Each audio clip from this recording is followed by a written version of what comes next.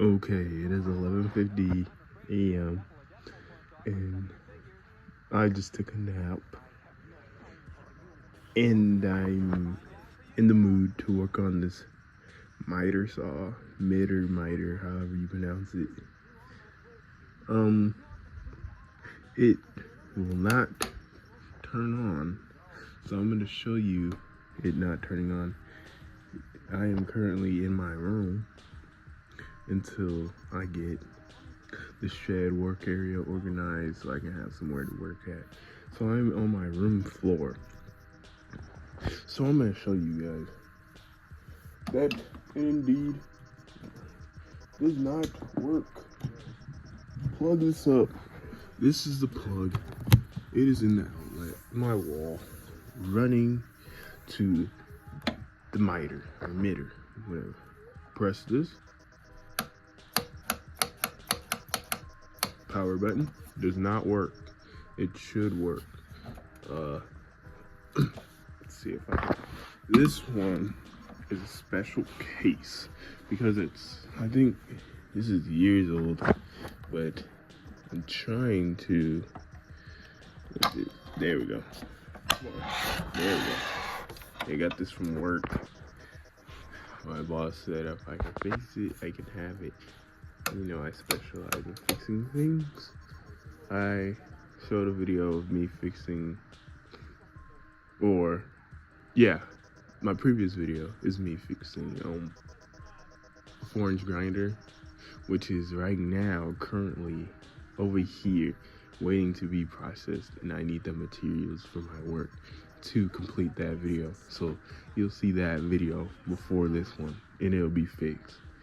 But right now in the current state, it is not. It is right over there. And forgive all this. This is my cat area, as you saw. I am in my room. Alright. So I know, yes, this is, maybe I should close the door. It's gonna make a loud sound when I do get it working. But I check for any frays in the wire. That's initially my first step. And this is a pretty thick cord. Like, if you look at my computer charger, my computer battery charger, and look at the comparisons, then this runs at a high wattage, high voltage, ampage, and it needs that extra gauge and insulation to withstand the current running in within it. So, another fact, it is very unlikely for the wire to be frayed. Unlike hand tools like a cut brush with the wires, the sharp wires, or a grinder where you're grinding and you accidentally grind, you know. So I don't think that's the case here, but I will still try that out. So I indeed did close my door because this will make a loud, whirring sound as the motor spins. And it's about to be 1 o'clock at night, in the morning or something. Yeah, in the morning. And I'm in my bedroom at my house. So, sorry if the lighting's bad. I'm filming on my iPhone right now. I need to get a camera, but I don't have that kind of money right now. So let's test this by doing our ghetto wire test. That's what I call it. So, sometimes when the wire is frayed, it's chopped in half. The copper. Let me start over.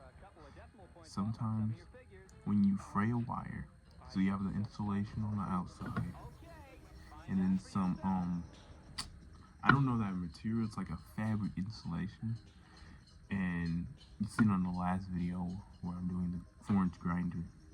So sometimes you cut through that, and then you get to the copper and you end up splitting it in half, and there's no power going through the wire to get to the motor to spin it. So what I do is I bend the wire a little bit at maybe the parts where I think it would be frayed at, which is usually deep cuts in the wire, and I bend it in the way that it was cut. So let's say this is cut like this, right, in a V shape.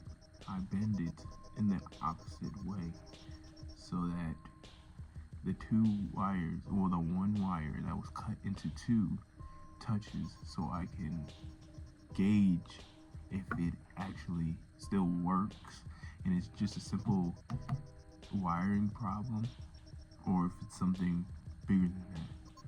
And let me tell you the background on this.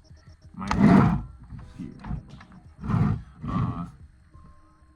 I wasn't at work, but it was left out in bad weather conditions, and it does not power on. So it might be bigger than what I'm suspecting, and we will see about that. Alright, let's do it.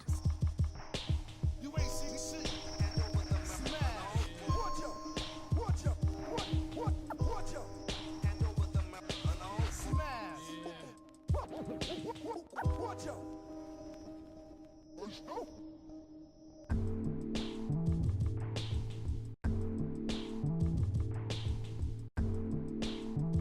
So I don't suspect there's a problem in the wiring standpoint, but what I will do is I'll take my toolkit and I will unscrew these the screws right here. So just be nice tool bags. These are security screws.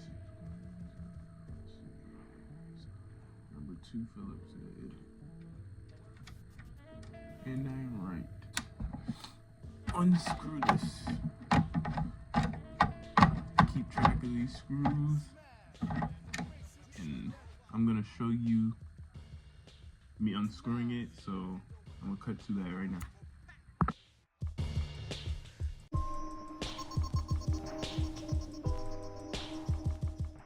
So after that, I finally got that screw out.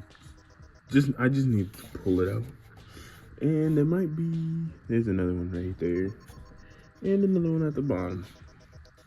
So I'm gonna jump cut to when I take those out. So I ended up taking the shield off right here. Right, this handle. And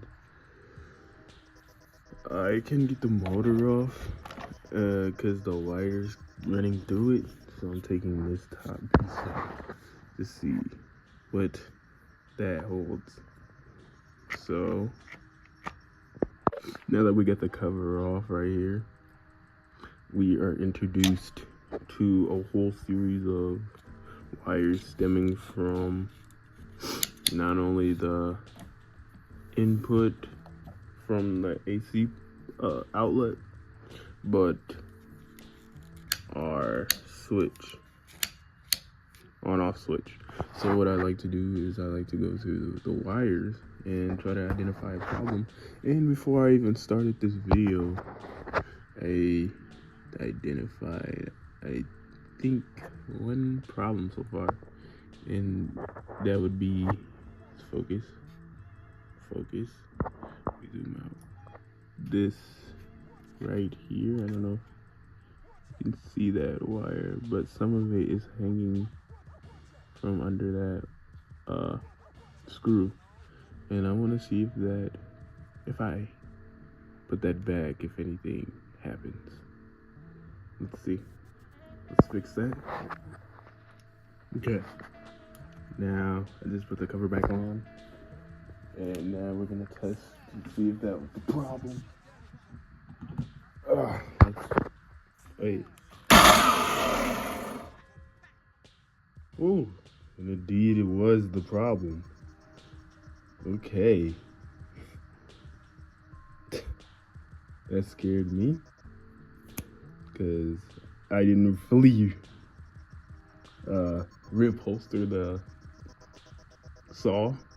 And I kind of doubted myself and my prowess. So that's my fault.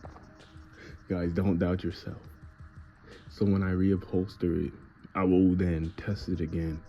And when I put everything back together and make sure the screws are down tight, I will test it again. And I'll see y'all there. Okay, now that I'm done putting it back together, which took like 30 minutes, I'm ready to test it again. Everything's secure, tight in there. Let's plug it back in. Plug outlet goes in. Oh, let me take this out. Plug goes in. Boom. Moment of truth. Let's crank it up.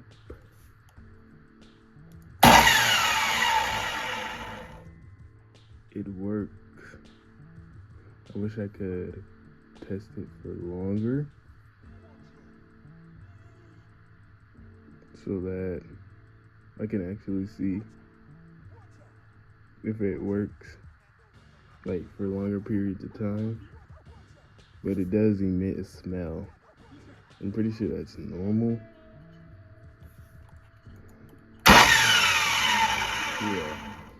Yeah, that's normal. So we fixed this miter saw or mitter saw. And this is Anthony Owens from Redemption Removal. And just remember, the tool is never dead. See you on the next one. Clock 'em, clock 'em.